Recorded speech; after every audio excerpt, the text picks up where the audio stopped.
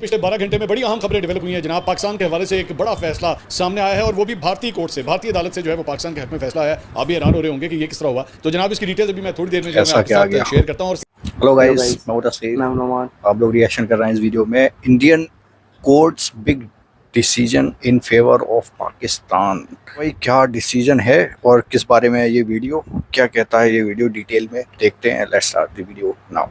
अब भारत का जो डिफेंस सिस्टम है, जो इनके दिफाई हथियार ये जो बनाते हैं, उस सिलसिले में इनका एक बड़ा ऑर्डर जो है वो जनाब कैंसिल हो गया है। बोलो पेंसिल, ऑर्डर कैंसिल।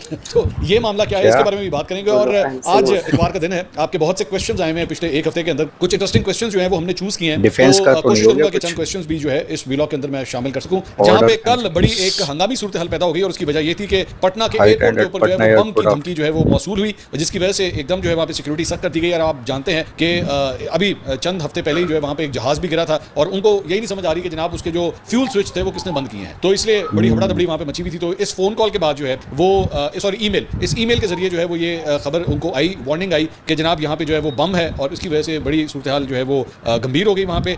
उसके बाद जो है वो बम थ्रेट असेसमेंट कमेटी जो है उसे कन्वीन किया गया और उसके बाद तमाम तरह सिक्योरिटी चेक्स करने के बाद जो है उसे क्लियर कर दिया गया कि नहीं, सब कुछ जो है वो ठीक है, किसी किस्म की जो है वो बम की इतला नहीं है, ऐसा कोई बम जो है वहाँ पे मौजूद नहीं है। अब आ जाइए जनाब, जो भारत के साथ उसे बड़ी मुंह की खानी पड़ी, बड़ी एम्बैरेसिंग सिचुएशन है उसके लिए। ये बेसिकली इकोनॉमिक टाइम्स की ये खबर है। Brazil halts negotiations with India for Akash missile turns to European alternative with longer range. तो जनाब बेसिकली भारत जो है वो अपना आकाश मिसाइल ब्राजील को बेचने की कोशिश कर रहा था। तो खबर ये आई है कि ब्राजील ने जो है जनाब उसे रोक दिया है। उन्होंने कहा जी बड़ी मेहरबानी, ताड़ा मिसाइल सानू नहीं चाहिए, ताड़े जहाज़ों जो चलते नहीं, ताड़ा मिसाइल भी सानू नहीं चाहिए। खबर की डिटेल्स जो है वो मैं आपको बताता हूँ कि बेसिकली जो यूरोप की एक दिफाई कंपनी है MBDA, उसके साथ जो है वो advance module A defence solutions इसका नाम है, उसके साथ जो है वो ब्राजील अब जो है वो ये मुआहदा करने की कोशिश कर रहा है। उन्होंने कहा जी हम इनसे ये मिसाइल जो है वो लेंगे। CNN ब्राजील ने इसे रिपोर्ट किया कि एक ब्राजीली फौजी अहदेदार के हवाले से बताया गया, कोट करते हुए, कि ब्राजील जो है वो यूरोपियन कंपनी के साथ जो है वो 5 बिलियन ब्राजीलियन रियल यानी तकरीबन 920 मिलियन अमेरिकी डॉलर के मुआहदे के ऊपर जो है उसे मुज़ाकरत कर रहा है। इस सिस्टम में common anti air module missile extended range जो है वो शामिल है, जिसकी रेंज जो है वो तकरीबन 40 किलोमीटर जो है बताई जाती है। इससे पहले इसके मुकाबले में भारत का बेसिकली जो आकाश मिसाइल था, ये इसकी रेंज जो है वो 25 से 30 किलोमीटर थी, लेकिन ये जो यूरोपियन मिसाइल है इसकी रेंज जो है वो तकरीबन 40 किलोमीटर बताई जाती है। तो इसकी वजह से उन्होंने कहा कि जनाब हम जो है वो ये मिसाइल जो है वो लेना चाहेंगे। इसकी खबर जो है वो द रियो टाइम्स जो ब्राजील का अखबार है उसने ये रिपोर्ट किया है कि ब्राजील ने आकाश सिस्टम को तेज रफ्तार बुलंद परवाज करने वाले तैयारों, जदीद ड्रोन्स और जदीद मिसाइल खतरात के दिफा के लिए कम मौजू उन्होंने करार दिया है कि नहीं, ये हमारे इन सिस्टम्स के साथ जो है ये मिसाइल नहीं चल सकता। लेकिन यूरोपियन मिसाइल जो है उन्होंने कहा कि वो हमारे लिए जो है वो ज्यादा बेहतर हो सकते हैं। इंटरेस्टिंग बात यह है कि वज़ीर आज़म नरेंद्र मोदी जो है अभी ब्राजील गए हुए थे और ब्राजीलियन सदर के साथ वही इनकी पुरानी जफियां डालने की आदत, आपको पता है नरेंद्र मोदी के बारे में बात बड़ी मशहूर है कि इसे जफियां डालने का बड़ा शौक है। तो जफियां तो इसने बहुत डाली लेकिन कहानी जो है वो फिर भी नहीं बनी और उन्होंने कहा कि जनाब हम इससे बेहतर है कि हम यूरोपियन कंपनी से जो है मिसाइल ले लें, हमें आकाश मिसाइल जो है वो नहीं चाहिए। तो आकाश मिसाइल जनाब आकाश फेल हो गया, सिंपल बात ये है, आकाश फेल हो गया। अब आइए जनाब इंटरेस्टिंग खबर कि भारतीय कोर्ट के अंदर भारतीय अदालत ने भी जो है वो पाकिस्तान की फेवर में जो है एक फैसला दिया है। आप हैरान हो गए कि पाकिस्तान का फैसला किस तरह आ गया। कहानी है बेसिकली इलाहाबाद हाई कोर्ट की और वहां पे उसने अपने मामला क्या था, मामला बेसिकली है कि 18 साल का एक भारतीय शहरी है रियाज, उसने जो है वो मुबैना तौर पे एक इंस्टाग्राम स्टोरी जो है उसने पोस्ट की थी और उसमें उसने ये लिखा हुआ था कि चाहे जो हो जाए वो सपोर्ट जो है वो सिर्फ पाकिस्तान, उसने सिर्फ इतनी लाइन लिखी थी कि चाहे जो हो जाए हम सपोर्ट जो है वो पाकिस्तान की करेंगे। ये एक भारतीय शहरी है रियाज, जिसने बेसिकली अपने इंस्टाग्राम की स्टोरी के ऊपर जो है वो उसने ये सब कुछ लिखा था। तो वहां पे रियाज जो लड़का है उसके वकील ने वहां पे कोर्ट के अंदर दलाइल दिए। उसने कहा जी पोस्ट से मुल्क के वकार या खुद मुख्तारी को ठेस नहीं पहुंचती, उसने क्योंकि उसमें हिंदुस्तानी झंडा, ना ही मुल्क का नाम, ना ही कोई ऐसी तस्वीर है जिससे हिंदुस्तान की जो है कोई तौहीन हुई हो। इसके ऊपर बेसिकली इल्जाम ये लगा दिया गया था कि जनाब हिंदुस्तान की खुद मुख्तारी, इत्तेहाद और सालमियत को खतरे में डालने की जो है वो कोशिश की गई है इस इंस्टाग्राम की स्टोरी को पोस्ट करके।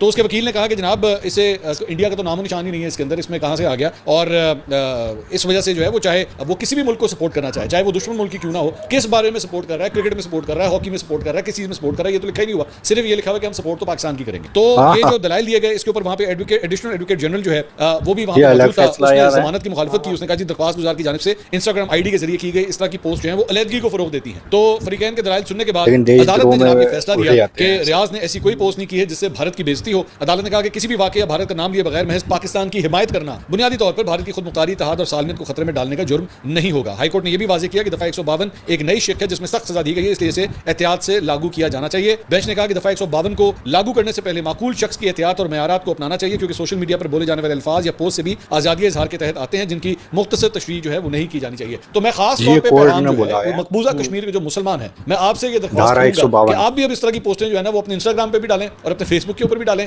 और ट्विटर के ऊपर भी, एक्स के ऊपर भी डालें, क्योंकि इलाहाबाद हाईकोर्ट ने कहा कि जी ये कोई जुर्म नहीं, इससे कोई फर्क नहीं। तो पाकिस्तान की अगर आप सपोर्ट करना चाहते हैं तो आप जरूर कीजिए, आप खुल के वहां पे लिखिए। तो पाकिस्तान के हक में भी, रियाज के हक में भी और पाकिस्तान के हक में भी जो है इलाहाबाद हाईकोर्ट ने जो है ये फैसला सुनाया है। हमने सोचा ये खबर आपके साथ शेयर की जाए। इसके अलावा एक बड़ी ही अफसोसनाक खबर जो है जिसके अंदर इंडिया के अंदर भूचाल आया हुआ है, उत्तर प्रदेश का शहर है कानपुर, वहां पे बड़ा दिल जला देने वाला है। वहां पे एक मां ने जो है वो अपने 3 बच्चों को जो है वो निशाना बनाया और उन 3 बच्चों को एक एक करके जो है उसने पानी में डुबो दी। एक सोचें, एक मां जो है, और ये खबर जो है वो ये बताती है कि वो जो औरत थी उसका कोई एक्स्ट्रा मैरिटल अफेयर चल रहा था और उसकी वजह से उसने जो अपने पहले जो अपना शौहर से जो उसके बच्चे थे उन्हें एक एक करके जो मारना शुरू कर दिया। और उसके अंदर जो गवाही दी है वो उसके अपने 8 साल बेटे ने अपनी मां के खिलाफ गवाही दी जाए कि जी मेरी मां ने जो है वो बाकी बच्चों को इस तरह मारा है। तो ये बड़ा एक अंदरनाक और अफसोसनाक किस्म का वाकया जो है वहां पे पेश आया है। इसके अलावा बांग्लादेश से भी जनाब इंडिया के लिए कोई अच्छी खबर नहीं आई है और वो खबर यह है कि बांग्लादेश के साबिक inspector general police Chowdhury Abdullah Mamun, उन्होंने गुज़िश्ता साल होने वाले मुजाहिरे जो स्टूडेंट्स मुजाहिरे कर रहे थे उनके खिलाफ कार्रवाई के दौरान इंसानियत के खिलाफ जुराइम का एतराफ़ कर लिया है। उन्होंने कहा हाँ जी ये सारा कुछ जो हमने किया है। इसके साथ ही साबिक वज़ीर आज़म शेख हसीना वाजिद पर बाज़ाब्ता तौर पर फर्द जुर्म भी जो है वो आयद कर दी गई है, क्योंकि इंस्पेक्टर जनरल जो साबिक इंस्पेक्टर जनरल है उसने एतराफ़ किया है और उसने कहा है कि जी हाँ जी हमें ऑर्डर्स थे और इसलिए ये सब कुछ मैंने किया है। बैनुल-अक़वामी जुराइम ट्रिब्यूनल ICT में समाअत के दौरान चीफ प्रोसिक्यूटर मोहम्मद ताजुल इस्लाम ने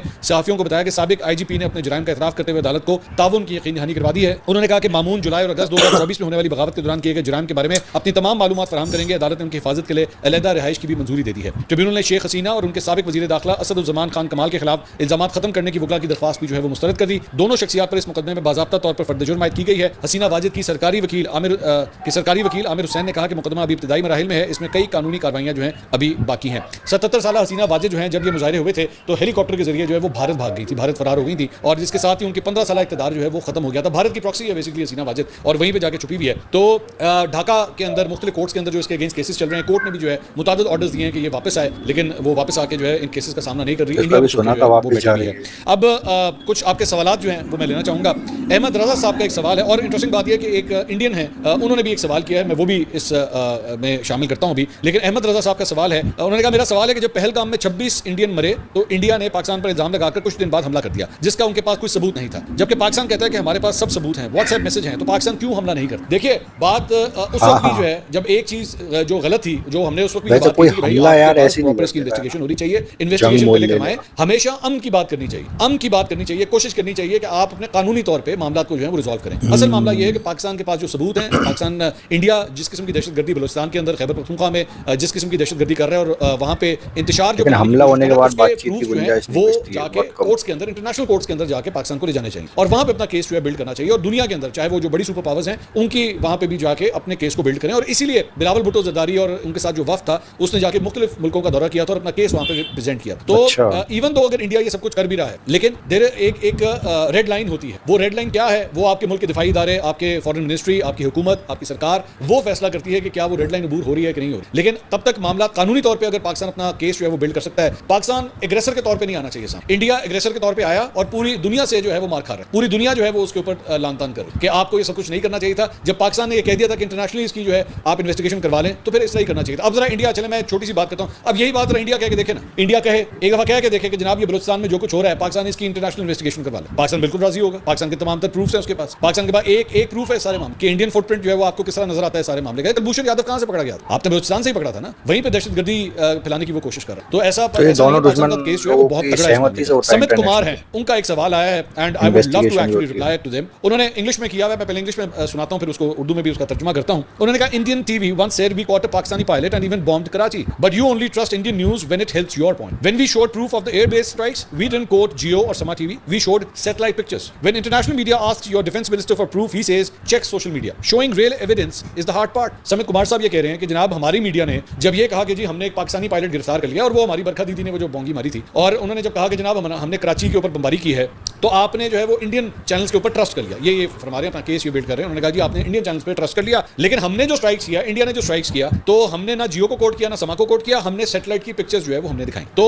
इंटरनेशनल मीडिया जो है डिफेंस मिनिस्टर ख्वाजा आसिफ साहब से उन्होंने कहा जब वो पूछते हैं तो वो कहते हैं जी चेक सोशल मीडिया। तो उन्होंने कहा कि असल एविडेंस दिखाना जो है ना वो असल। समित साहब सबसे पहले तो I would like to thank you क्योंकि इट टेक्स गट्स कि even though you belongs to India, इसके बावजूद आप हमारा चैनल देखते हैं, इवन दो आपके मुल्क ने जो है वो हमारे चैनल को ब्लॉक किया है, लेकिन फिर भी आप मेरा चैनल वीपीएन के जरिए देखते हैं, जैसे भी देखते हैं। Thank you for that. सबसे पहले कि आप फिर भी आके, चाहे मेरी बात आपको कड़वी भी लगती है बट स्टिल आप सुनते हैं, thank you for that first of all. दूसरी बात ये, आपने कहा कि जी मैं इंडियन न्यूज चैनल पे ट्रस्ट करता हूं, मैं बिल्कुल भी नहीं करता, और बराए मेहरबानी आप भी नहीं किया। आई never trust, who said I trust? मैंने कोट किया हमेशा उनको कि जनाब ये देखिए ये झूठ बोल रहे हैं। मतलब कराची पे हमला करने के हवाले से या पाकिस्तानी पायलट को गिरफ्तार करने के हवाले से बरका दत्त ने जो हरकत की, I just show it to you कि ये झूठ बोल रहे हैं, that's it. I never trust them. मुझे पता है आपका गोदी मीडिया है, मुझे पता है वो कितना बगाव है, मुझे पता है वो किस तरह नैरेटिव्स को जो है वो बिल्ड करता है। आई थिंक मुझे क्या पता है, आपकी पूरी इंडियन अवाम को पता है, इंडियन के जो लोग हैं वहां पे इंडिया में, उन सबको पता है आपका मीडिया किस तरह होता है। दूसरी बात आपने कहा कि जी आप लोगों ने जो है वो सैटेलाइट इमेजेस जो है वो शो किए हैं। अच्छा, पहली बात तो ये कि सैटेलाइट इमेजेस भी जो है वो डॉक्टर हो सकते, बल्कि as a matter of fact उनको डॉक्टर करना सबसे ज्यादा आसान काम। आपको तो पता नहीं लगेगा ये असली सैटेलाइट इमेज है या नकली सैटेलाइट इमेज है, आपको सिर्फ सैटेलाइट इमेज दिखाना है ना। मैं I will only show you one place, how do you know कि this satellite image is actually from Pakistan, किसी पाकिस्तान के एयरबेस का है भी या नहीं है? आपको तो सिर्फ एक यूं करके इमेज दिखा दिया, how will you trust it? एक बात। दूसरी बात ये, मेरी नजर में हार्डकोर एविडेंस जो है ना वो फिर भी या पिक्चर्स होती हैं या वीडियोस होती हैं, लोगों की गवाहियां होती हैं, मैं तो उसके ऊपर फिर भी जाना चाहूंगा ना, तो वो तो मौजूद है। और चौथी बात ये कि पाकिस्तान में आपने जहां जहां पे भी आपके मिसाइल्स गिरे, आप मुझे बताइए पाकिस्तानी मीडिया ने तो खुद एक्चुअली जा जाके वहां से कवरेजेस की और दिखाया।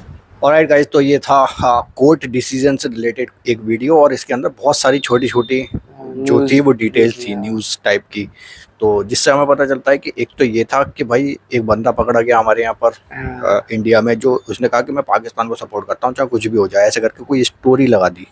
मैं पाकिस्तान को सपोर्ट करता हूँ, मतलब सिर्फ ये लिखा था, ये लिखा था, किस चीज़ में करता हूँ उसमें नहीं बताया उसने। तो उसको पकड़ा तो गया था, जेल भी भेजा गया उसको, उसका कोर्ट में केस चला, लेकिन कोर्ट ने डिसीजन क्या दिया कि भाई वो जुर्म नहीं है ये चीज़। हाँ, ये चीज़ आप कर सकते हो, जुर्म नहीं है, क्योंकि इससे इंडिया को कोई खतरा नहीं हो रहा, इंडिया के खिलाफ कोई बात नहीं हो रही है। तो एक तो ये पॉइंट जिससे हमें भी शौक लगा यार, है ना, हमने भी देखे हैं लड़के उठते हुए यहाँ पर। तो बहुत सारे लड़कों को स्टोरी के बेस पर उठा लिया जाता है या कुछ शेयर करने के बेस पर उठा लिया जाता है, और पुलिस ले जाती है उठा के, तो उन पे सीधे सीधे एक मुकदमा लगता है देशद्रोह का, है ना। हाँ, देशद्रोही जो बोलते हैं ना, वो केस लगता है उन पे। तो ये एक अजीब सा, एक शॉकिंग सा वो था डिसीजन मेरे लिए, हमारे लिए दोनों के लिए, क्योंकि कोर्ट की तरफ से जंग के बाद ऐसा एक डिसीजन आना या फिर कुछ कह देना बिना कोई सजा के छोड़ देना, तो एक अजीब सी बात लगती है ये। और दूसरे मुद्दे की बात चलती करते हैं, एक थी मिसाइल की बात, जो इंडियन मिसाइल की बात जो डील होने वाली थी वो होते होते रह गई है। तो जंग में ऐसा रहा होगा जिसकी वजह से इंडिया की डील होते होते रह गई। और एक और बात है कि इंडियन मीडिया का जो मुद्दा इन्होंने बताया है कि भाई इंडियन मीडिया पे भाई अब तो कोई ट्रस्ट नहीं करता, चाहे वो सैटेलाइट इमेज दिखाएं या खुद बता दें, क्योंकि उन्होंने लिमिट पार कर चुके हैं, वो जंग के टाइम की लिमिट सारी पार कर चुके हैं। तो अब तो कोई भरोसा करने से रहा, अब वो जो भी बोलेंगे, चाहे पाकिस्तान के बारे में बोलें या किसी और कंट्री के बारे में बोलें, खासकर मेन जो मुद्दा रहता है वो पाकिस्तान का ही रहता है, इंडियन मीडिया के ऊपर। तो वही सारा कुछ दिखाते रहते हैं, इमेजेस दिखा भी रहे थे सैटेलाइट वाली, बोल रहे थे तुम्हें कैसे पता ये कहाँ की है क्या है। हाँ, तो वो तो बहुत ज़्यादा डिटेल में जाकर घुसकर पता चलेगा अगर उसकी इन्वेस्टिगेशन की जाए तो। ओके, तो यही सारा कुछ था जो कंक्लूजन था इस वीडियो का, और इससे काफ़ी सारी न्यूज़ का एक अगर कहें तो बहुत सारी चीज़ें निकल कर आती हैं इसमें, चाहे वो डील्स हो या कोर्ट का डिसीजन हो या बहुत सारे जो रिलेशन है इंडिया पाकिस्तान के किससे कैसे बन रहे हैं, वो सारी चीज़ें। आप लोग क्या कहते हो इस सारी वीडियो के बारे में ज़रूर बताना कमेंट सेक्शन में। एंड कर रहे हैं वीडियो को यहीं पर, बाय।